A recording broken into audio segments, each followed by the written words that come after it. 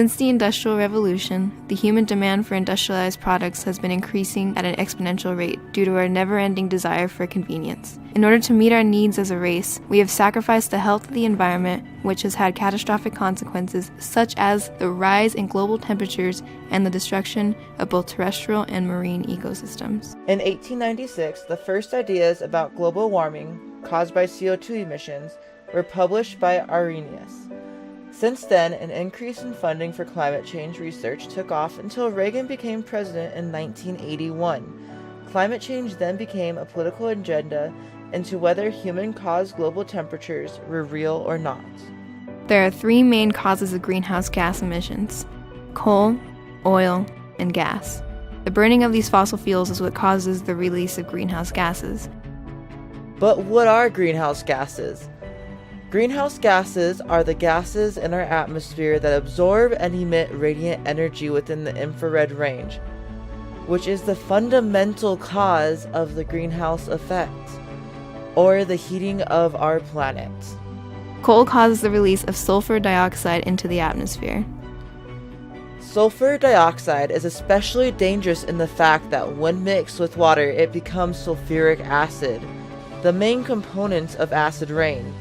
Acid rain aids in the death and destruction of ecosystems, agriculture, and architecture, kicking off a chain of events that lead to the change in the world's climate over a period of time. It begins with the plants. Plants absorb carbon dioxide and release oxygen. When acid rain sweeps over an area, the plants are injured or destroyed entirely. Without the plants, more carbon dioxide is released into the atmosphere, causing higher levels of greenhouse gases. China alone burns roughly 300 million tons a year and is the world leader in greenhouse gas emissions through coal alone. Here we have a video of the smog building up over Beijing, China. Oil also contributes to greenhouse gas emissions. Burning oil releases carbon dioxide and contributes to the warming of the planet. The gasoline in our vehicles is another major player in the greenhouse effect. It is evident from looking around the larger cities of the world that there is smog over various cities. The gasoline burned in our cars is a large contributor to that smog. Forests contribute to our way of life on Earth. Forests convert carbon dioxide into oxygen, which is essential in organic processes and the continuation of life. When we destroy forests, we are diminishing the amount of CO2 that can be converted. This in turn has increased the amount of CO2 in the atmosphere, effectively warming the Earth and contributing to the devastating effects of global warming. So, now that we've looked at some of the causes of climate change, we're going to look at the effects. Some consequences include the melting of the Arctic and Antarctic. Polar bears generally live in the Arctic and are now losing their habitats due to the increased heat which has caused their homes to melt. Polar bears are also starving to death because the climate change has also caused their food sources to be eliminated. This heart-wrenching video, filmed by a National Geographic photographer, gives us a glimpse into just how polar bears are suffering.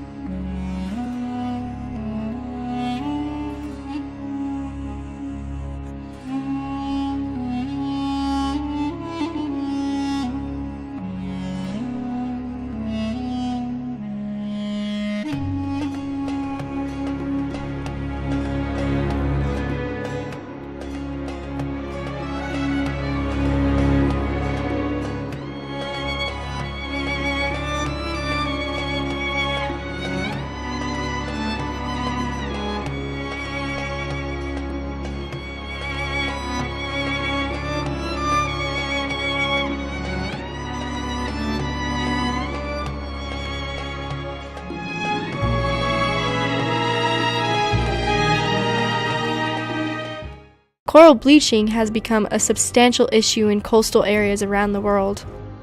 The bleaching is a result of increased water temperatures and has caused the drastic accumulation of dried up reefs worldwide. The coral reefs provide a large amount of biodiversity in our marine ecosystems. Without these, we lose vital organisms that are essential to our world. We've now had 3 major bleaching events on the Great Barrier Reef.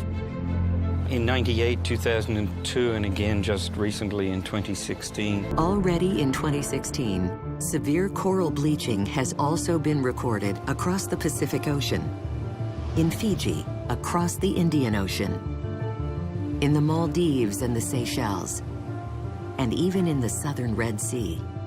Similar events are predicted across the Caribbean and Micronesia. Another effect is hidden within the weather patterns of our planet. We have seen many disasters over the past few years. The fires in California pose a great threat to many United States citizens. So far scorching more than 200,000 acres, the flames claiming the lives of at least 35 people, hundreds more missing, and so many now homeless, like Michael Clements, a local firefighter. More than anything, I wanted to get my family out, and that's all I cared about. 40 active firefighters lost their homes in these fires. This was Mike Clements' home. He says all he had time to do was grab his family, his wallet, his cell phone. He looked out the window and saw orange flames. This is what is left of 3,000 square feet and 4 bedrooms, a metal garage door frame with what he says was a brand new car there parked in the garage. And the entire neighborhood looks like this. Total destruction. At least 5% of homes here in Santa Rosa wiped out. And the damage estimate, Dan and Paula, more than $1.2 billion. And this crisis isn't over yet. The various hurricanes have also had catastrophic effects on the areas they hit. The first pictures now coming in from Puerto Rico after taking a direct hit. Hurricane Maria slamming into the island, and as you heard, one official saying the island is destroyed. Maria is the first Category 4 to hit there in nearly a century. 150-mile-an-hour winds ripping buildings apart, knocking out power everywhere. All of the electricity is out tonight. The droughts have also been devastating, causing for the diminishing water supply to various regions. The Waterskoof Dam, for example, has been left dry, creating panic and a drastic change in life for Cape Town in South Africa. As of today, the average global temperature is roughly 14.8 degrees Celsius, which is about 10 degrees higher than pre-industrial revolution. There is much to be done about the current situation. Today in America, our president has withdrawn from the Paris Agreement, which now leaves America one of the only countries that does not actively participate in actions to reduce the CO2 emissions. I am fighting every day for the great people of this country. Therefore, in order to fulfill my solemn duty to protect America and its citizens, the United States will withdraw from the Paris Climate Accord.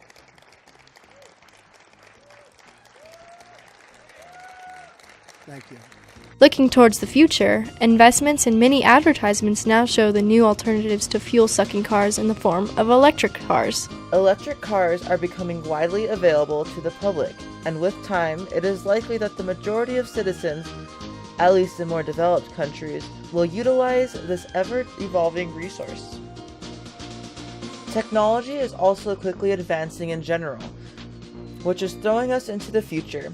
And schools, for instance, are adapting to use less paper with resources like Google Classroom. With the help of the U.S. government and public contributions, we can help reduce climate change and help save the world.